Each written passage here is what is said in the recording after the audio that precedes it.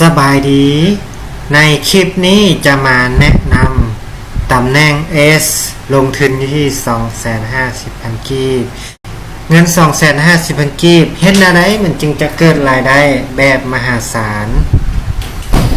มีเงิน 250,000 กีบ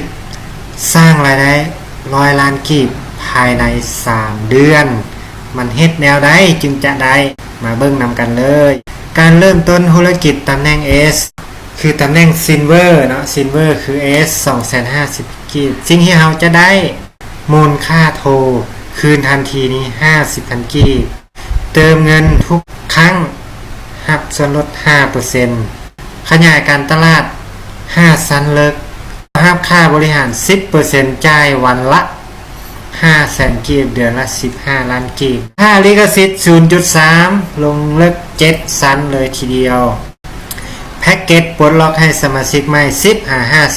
10-50% แล้วก็ตำแหน่ง S ลงทุนเท่าใดกันแท้ลงทุนอยู่ที่ 200,000 กีบแม่นบ่เพราะว่าเราได้มูลค่าโทรคืน 50,000 กีบมาเบิ่งวิธีการสร้างรายได้กันเลยอันนี้ให้ทุกท่านนี้เฮ็ดตามหลักสูตรภายใน3เดือนจะได้รับเงินหลัก100 ล้านมีเงื่อนไขให้เฮ็ด3ข้อ5ท่านมั่นใจว่าตัวเองเฮ็ดได้3ข้อนี้มาเลยทุกท่าน1คือเราต้องลงทุน 250,000 กีบให้ตัวเองเป็นตำแหน่ง 250,000 กีบข้อที่2สวน2คนได้บ่เนาะภายใน7วันนี้นะเราสามารถสวนได้บ่ถ้าเราคิดว่าเราสวนได้เฮ็ดได้มาเลย2คนเท่านั้น2คนที่มีเงิน 250,000 กีบทุกท่านแล้วทุกท่านจะประสบความสำเร็จข้อ3ช่วย2คนที่เราส่วนมาช่วยให้2คนที่เราแนะนำมานี้ให้ได้เงินในเมื่อช่วยเขาเจ้าได้เงินแล้วเขาเจ้าก็มีกำลังใจเขาเจ้าก็เฮ็ดเวียกต่อไปเนาะเขาเจ้าก็ช่วย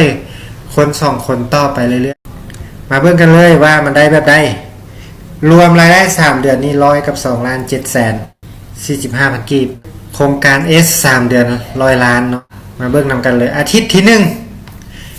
7วันของวัน1อาทิตย์2คนนี้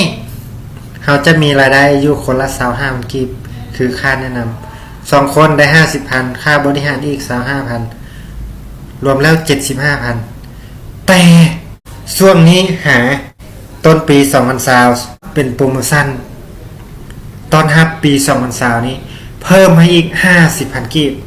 สำหรับคนที่เราแนะนำโดยตรงส่วน2คนได้ 125,000 กีบเนาะแล้วอาทิตย์ต่อไปเนาะช่วย2คนที่เราส่วนมานี่เฮ็ดจังได๋คนแนะนำคนละ2ออก4คน4คนนี้เรามีค่าแนะนำอยู่ที่ 40,000 กีบแล้วก็ค่าบริหารอยู่ที่ 50,000 กีบอาทิตย์ที่3แล้ว2คนก็ช่วยคนละ2เขาเจ้าต่อไปก็จะเกิดเป็น8คนอาทิตย์ที่3อาทิตย์ที่3เขาได้โบนัส 40,000 กีบแล้วก็ค่าบริหารอยู่ที่ 100,000 กีบอาทิตย์ที่4 8คนแนะนำคนละ2ออก16คนเอามีรายได้ค่าแนะนำอยู่ที่ 80,000 กีบค่าบริหาร 200,000 รวมทั้งหมดกับโปรโมชั่น 635,000 กีบภายในเดือนที่1เขาส่วนแค่2คนเฮ็ดเวียกง่ายๆลงทุนแล้วส่วนแค่2คนตอนนี้เราก็ถือว่าเราได้กำไรแล้วเราลงทุนเพียงแค่ 200,000 กีบแม่นบ่เราได้มาแล้วเดือนทำอีก 635,000 มาเบิ่งต่อไปอาทิตย์ที่5 16คนแนะนำคนละ2ออก32เราได้ค่าแนะนำอยู่ที่ 160,000 ค่าบริหารอยู่ที่ 400,000 กีบเดือนนี้เราได้ 560,000 อาทิตย์นี้เราได้ 560,000 อาทิตย์ที่6เราได้อยู่ที่ 800,000 ได้แต่ค่าบริหารเนาะค่าแนะนำได้5ซันเลิกตอนนี้ซันที่6นี่คือว่าบ่ได้ค่าแนะนำแล้วเนาะตอนนี้ค่าบริหารนี้บ่มีจำกัดซันได้ไปตลอดเลยอาทิตย์ที่7ได้1,600,000อาทิตย์ที่8ได้3,200,000เดือนนี้เราได้6,160,000 กีบเนาะอาทิตย์ที่9เราได้6,400,000 กีบอาทิตย์ที่10ได้12,800,000อาทิตย์ที่11เนาะได้25,600,000 กีบอาทิตย์ที่12ได้51,200,000 กีบรวมแล้วในเดือนนี้เราได้96 ล้านกีบเลยคือว่า3เดือน าได้100กับ2ล้าน8แสน45,000กีบสั้นวางจะเราซ้ำนี่เลยถือว่า3เดือนนี้เฮาเฮ็ดเวียกบ่ได้หลายเลย1ลงทุน 250,000 2ส่วน2คนมา3ช่วย2คนเฮ็ดจังได๋เขาจะ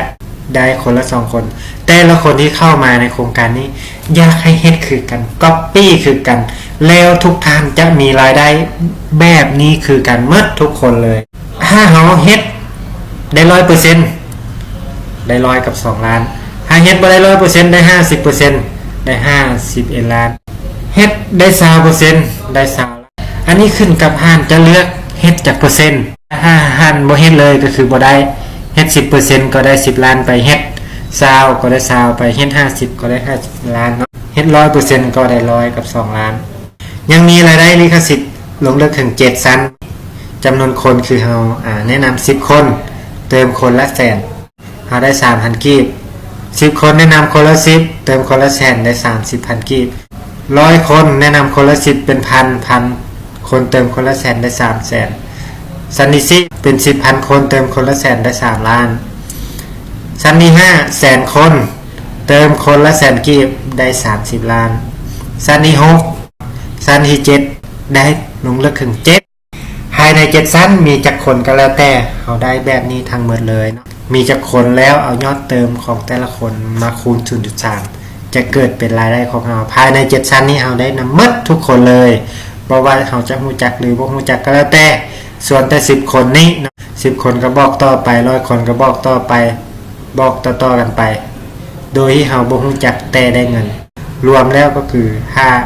มีคนแบบนี้ก็ได้แบบนี้เลยเฮาเฮ็ดจาก5เดือนหรือ5ปีเฮามีลูกค้าจากแสนคนเฮาก็ได้เดือนละ30ล้านขึ้นแล้วง่ายๆแบบนี้เลยเนาะง่ายๆแบบนี้เลยยังมีโปรโมชั่นสำหรับคนสร้างฝันสำหรับตำแหน่ง S แนะนำ 5G ตำแหน่งของเราเปลี่ยนเป็นตำแหน่ง G เลยทันทีอันนี้หมดเขตกำหนดวันที่30เดือน12นี้เท่านั้นตำแหน่งนี้ยังอีกเกือบ2เดือนเป็นโปรโมชั่นต้อนรับปี2020โปรโมชั่นสุดฮิตติดปีกบินสู่ความสำเร็จนี้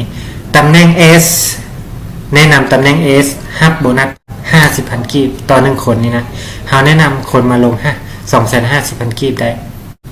50,000 กีบต่อคนหมดกำหนดอยู่ที่วันที่1เดือน5 2003มาฮอดนี้ก็ถือว่าวิดีโอนี้ก็ได้สิ้นสุดลง